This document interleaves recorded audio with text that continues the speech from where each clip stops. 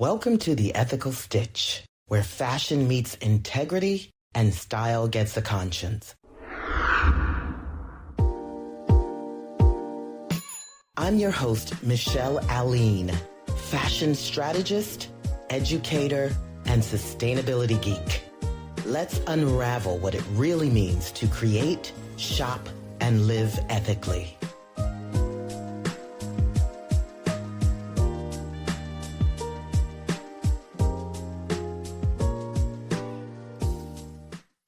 Hello, everyone. Welcome to episode 2 of The Ethical Stitch, your weekly deep dive where fashion gets real, raw, and responsibly redesigned. I'm your host, Michelle Alleyne, and I'm so glad you're here because let's face it, fashion's future isn't just about trends, it's about truth. And we're here to restitch the narrative together.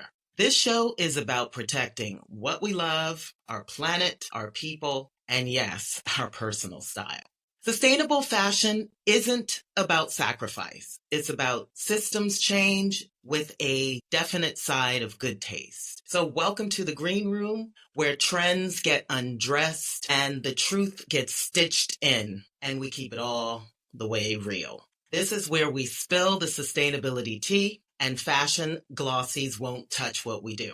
And today, I happen to be joined by someone who's not just walking the walk, she's talking the talk. She's building the damn runway. Andrea Reyes is a powerhouse. She's a fair trade advocate, an educator, a published author, and a fierce voice for sustainable fashion across classrooms, communities, and coalitions. As executive director of the New York City Fair Trade Coalition, Andrea fosters real community-driven impact, supporting ethically aligned businesses, student change makers, and global justice warriors in the making. She's taught at institutions like FIT, Baruch, LIM College, Kent State, and she currently teaches at, you guessed it, Parsons. She's literally written the book on apparel costing. Shout out to Bloomsbury Publishing. And I love the costing aspect. I always need to know how much things are before we produce. She's also a doctoral candidate researching ethical and environmental responsibility in business. In translation, she's the sustainability educator's educator. And we're so lucky to have her in the studio today. Andrea, welcome to The Ethical Stitch. Thank you so much for having me. I'm really excited to talk to you as always. Fantastic. Well, all right. Let's unpick some of the threads that don't usually get airtime, but absolutely need to. There's some questions, some big questions, the gut punch truths, and maybe even a few hot takes. Are you ready? Ready. All right, well, let's kick some things off and get into why you decided to jump into the sustainability space in the first place. What's that calling for you? Why is your focus on sustainability? Thank you so much for having me. And, my story is kind of a long one. To make it brief, though, I found myself volunteering in East Africa, in Uganda. And it just so happens I was given a book, Travels of a T-shirt in a Global Economy. And this book chronicles our cotton coming from Texas and moving to places like Bangladesh and India to be combed and carded and dyed and brought to places like China to be sewn and into the United States to be consumed, only to be worn an average of 7 to 12 times before it's discarded. And then ending up in a place like Uganda in these Mutumba or Mavumba markets, these outdoor markets full of secondhand clothing. And there I was reading this book and a part of the fashion industry already, having studied at FIT and going back to study international trade and marketing. So I was just in the right place at the right time, learning the right things to really start to understand the problems that were a part of interwoven into the fashion industry, and how I realized that I couldn't continue to go down a career path where I was a part of the problem. I really wanted to be a part of the solution. Major story. I love that. So impactful. and impressive. Wow. So tell me, what projects or ideas are you working on right now that are lighting you up and just won't leave your mind? So since, returning from Uganda and having many trips back and forth, I've been very lucky to kind of trace the supply chain throughout my career. And somehow I found myself an expert in retailing as someone who doesn't shop all that much, but is a bit obsessed with how America's national pastime is consuming, is shopping, and where I feel I can have the greatest impact. So I think it's still surprising to myself that is where I've landed. I just closed the first or the second iteration of the Sustainable Fashion Community Center. So I built a community center space where people can donate clothing. We weigh everything that comes in and out. We work with the Department of Sanitation to report how many pounds. And we actually email you your environmental impact and what you brought and what you've taken. Over the past 3.5 years, we've become very popular as everything is just $1. So we say we're democratizing fashion. Everyone can participate. So as I mentioned, we closed that space in November. It was a bittersweet goodbye, but now I'm working on the next iteration, and that next iteration will expand upon circular models. So, of course, we'll have the clothing swap and recycling and upcycling aspect to it. But now I want to bring in a mending and repairing business. I want to bring in a tools library, so a place where you can rent appliances, whether they're kitchen or electric drills or sewing machines. I want to bring in a business that does bulk bins, so you can buy your soaps or your, food supplies without having too many packaging. The real reason I want to do this is because A, rent is very expensive. B, I don't want to do it alone. I want to have kind of a circular mall, or I think a food court for different sustainable businesses where we can really lean on each other and have social media collaborations, event space. I think it's just time that we have a one-stop shop for all these businesses to be able to grow and flourish and have a greater impact and footprint here in New York City and maybe even beyond. I can see that all over the world, in many different cities, at least. Let's start in the States. That's a wonderful idea. A whole entire community. It is not just about fashion. That's my focus, but you're, incorporating that movement into lifestyle and everything from food to fashion, as you said, to how to live. Tremendous. I'm wishing you much success. If there's any way I can assist, please, I would be so interested in supporting your endeavor. I'm getting goosies right now just thinking about what you've said. So that's amazing. Don't worry, we'll pull you in. There's a place for everyone. Great. All righty, let's get some more into it. We've all got that one thing, the part of the sustainability conversation that makes you want to scream into your compost bin.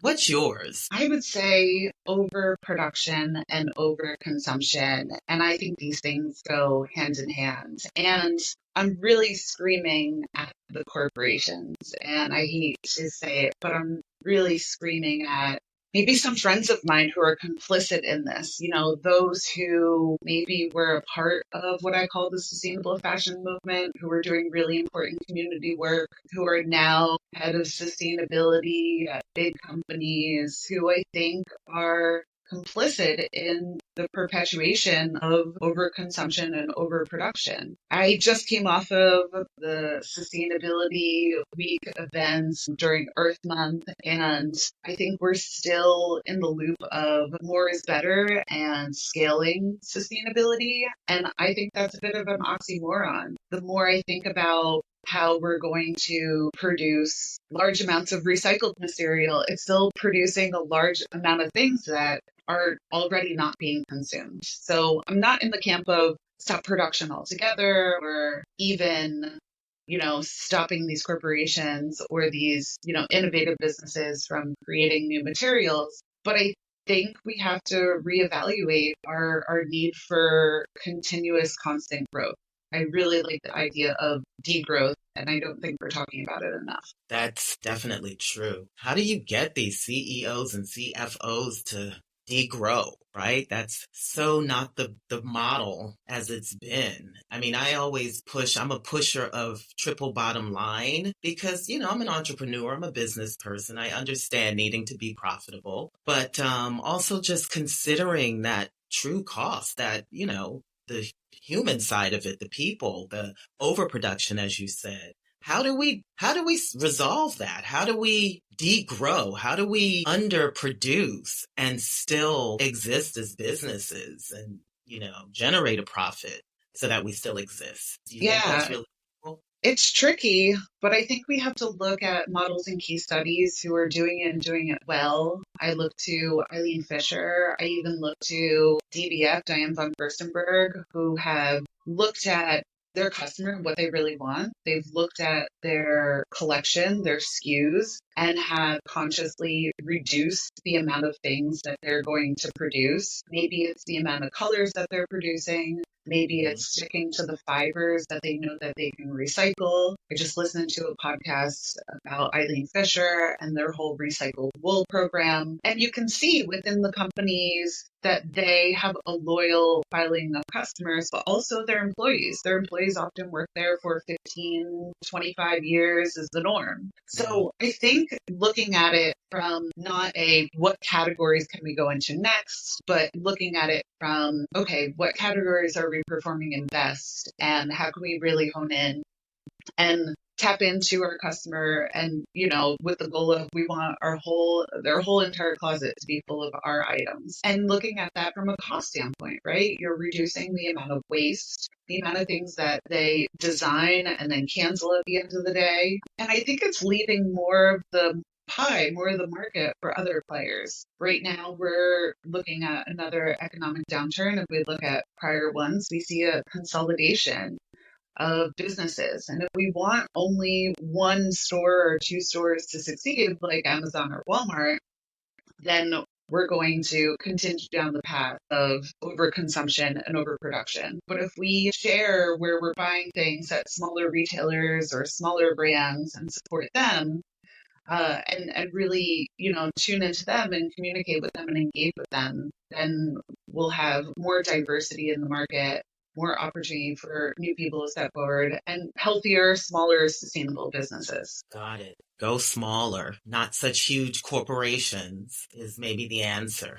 What do we do with those Amazons and those Walmarts? And it's war against the size, the scale. Yeah. And unfortunately, during these times, we see the big players, how they survive is they buy out the smaller guys. So Mhm. maybe, an answer is also those smaller guys, letting them know that it's okay that they are small and that's okay, right? A Mhm. lot of times we hear businesses, I'm making $1 billion. How do I scale to 2 billion? Why? Why? Let's really challenge that idea of constant growth and why is it so bad to maintain and stay constant and really serve a smaller niche group? Why does everything have to be all or nothing? Absolutely. I'm so in agreement with that. Greed, what was that movie from the 80s, I think, made it, put it into the light. Greed is good. I think it's all about just scaling back the greed. And you're absolutely right. Why does it have to be, okay, 1 billion, now it's 2 billion. Now my projection is 5 billion because I made 1 billion last year. Yeah, you're absolutely right. I'm so on your train. I mean, you certainly have some great ideas in an effort to make these actionable steps real and possible. And I love your brain. I love how you're thinking about it. I love how you're expressing it. I'm now getting excited. I hear some potential solutions. It's not just about talking. It's really about coming up with these ideas and sitting with the groups and the ears that also need to hear this so we can actually move that needle. Okay, well, moving on. The word sustainability has been, I think, rinsed so many times, it's kind of lost its meaning. What do you think about that? Do you think it still holds power, the word sustainability, or should we be using a different word altogether? Great question. For me, it is a journey, and I'm constantly thinking about meeting people where they're at. And perhaps a few years ago, sustainability, um, was a foreign concept, and we've been able to educate people to a certain extent, but sustainability is so broad that I always encourage brands to break it down a little bit more into different characteristics, right? If you are working towards organic, not using chemicals, if you're working towards not using any animal products and cruelty free. So I think your customer really needs to break it down into specific characteristics. But from an academic point of view, I do like sustainability because it's able to endure without long-term failure for the future, right? That's one definition. And I like this idea because I talk to small businesses, entrepreneurs, and I ask them, what you're doing right now, is it sustainable for you in the long term? Are you able to continue it without long-term failure for the future? I think that gets us thinking about, whether it's a corporation or an individual's actions, how can, whether, you're bleeding for sustainability and you're feeling so guilty about consuming and that's not a sustainable way to live, or if you're over consuming going beyond your budget, that's not a sustainable way to live. But I've also been thinking about, alternative work. So circularity, I think that's really interesting concept that we can break down for people and use in different ways. We think of people, planet, profit. So the three Ps, are we able to balance those aspects out when making business decisions or individual decisions? And the latest one for me is really ESG, so environmental, social governance. And that is what businesses use in order to track their sustainability efforts. So once again, we're kind of disseminating what sustainability is. My greatest example right now is DEI. And I don't think we think of or connect DEI to sustainability. But if we look at ESG, environmental social governance, so the social aspect. So the changing policies right now, getting rid of DEI is really an attack on society, is really an attack on being more sustainable. And I think if we can connect those dots to those people who are really upset and caring about DEI going away, then we can get more people to also care about the environmental aspect, or maybe down the road to learn more aspects of sustainability. So for me, it's really a story, right? It's that storytelling, it's that narrative and all these words and connecting it to, different aspects of the movement. Wonderful. I like to also think about the United Nations SDGs, the Sustainable Development Goals. Those 17 goals encompass exactly what you're talking about. I feel like DEI is in there. It's about being considerate, caring, really, considerate about how you do business, how you move through the world, how you make fashion, how you wear fashion. But yeah, I love looking at those as kind of my guiding principle, because I feel like it kind of is exactly as you said. It includes the DEI aspect. Fantastic. I love your brain. I'm sitting here wondering how you have time to study for your doctorate along with all the other things that you do. I remember grad school and my brain was fried. So kudos to you. I think I realized it's all about the balance, right? At first, I think I was only reading academic articles and I kind of pushed a lot of social aspects aside. And then I realized one thing feeds the other. Over the past year, I actually joined an all-female drumming group, Batala. And that has brought me so much energy and inspiration. So it helps me, whether it's the drumming, the rhythm, the community, the collaboration, helps me do the other work that I do. So I think that's one aspect of being an entrepreneur, being a former glorifying busy person. Now I really try to have strong boundaries and not get involved in projects that I don't find fun and don't find interesting. For me, school is an aspect that I can sit back and actually someone teach me instead of as a professor teaching others all the time, as I'm sure you can relate. So I really do love the aspect of learning and then also teaching and then leading and then following. So really a holistic way. And once again, that definitely goes back to being more sustainable. Can I continue to do what I'm doing for years to come? And I can. I've experienced burnout, but I think the balance that I have right now is the recipe for alleviating that burnout. Fantastic. Okay, well, before I let you go, we've got to talk about one more thing. One of our top threads from episode 1 my nemesis. No more polyester, please. Down with polyester. It's cheap, it's durable, it's absolutely everywhere. I was looking in my closet and my cabinets and around my home, and it's everywhere. But it's also one of our biggest environmental nightmares that we're facing. Any thoughts? Do you think we can actually eliminate polyester? So I'm going to play a bit devil's advocate because I think polyester has a bad rap, but we use it for everything and it's taken over our lives, right? I definitely agree with a lot of your points as far as it's not good for the environment. It's not going to degrade. It's not good for us as far as absorbing plastic into our bodies and being endocrine disruptors and things like that. However, let's think about our alternative, right? If we wanted to produce at the level that we are producing, right? So I know I was saying a minute ago that I want to produce less, and I do. But if we want to produce at the level we're producing, I don't know if we could do that without polyester, right? And polyester is really interesting. One of the largest producers of polyester is actually Germany. And you would think, okay, why is Germany producing polyester? And it's because they have a lot of renewable resources, right? Impact that polyester has is where it's getting its energy from. So if the plant is being run off of oil, bad. But if the plant is being run off of solar or wind or hydroelectric, then it probably definitely has a lower impact than, say, cotton does or some natural fibers. So I think it's really interesting to look at the nuance of maybe not let's get rid of polyester altogether, but polyester might be good for maybe longer term items like that raincoat. I think about some of the vintage items I have that are indestructible, and those come from polyester. So I think it's not necessarily about eliminating all, but limiting, right? And that goes back to that overproduction. So I think recycled polyester is great, even though a lot of the times we have to add some virgin polyester to it to maintain its strength. I think it's good for certain categories, certain things that are timeless, seasonless pieces. Is it great for the fast fashion? No. But at the same time, what's our alternative? We have a lot of great fibers coming out.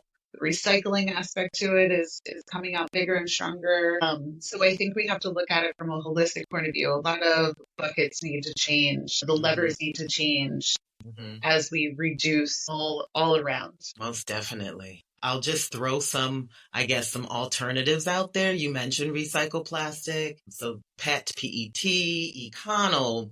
Maybe we do organic cotton. Maybe we do some hemp. Maybe we use Tencel. I know that still has its synthetic aspect. I don't know. I feel like we, as you said, it's a shifting of the system. It's a rethreading of what we're putting into the system and how we're connecting it. And maybe we can't shift all at once, but I like that you kind of mentioned offsetting, right? Not to just think about the polyester, but maybe, a metric measuring in other ways so that maybe using recycled poly outweighs cotton. But I love your answer. Andrea, thank you for your brilliance, your honesty, and the way you've dedicated your life to not just teaching sustainability, but living it. You were wonderful. For everyone listening, remember, you don't have to have it all figured out. You just have to care enough to stay stitched into the conversation. That's what we're doing here. So if today's episode moved you,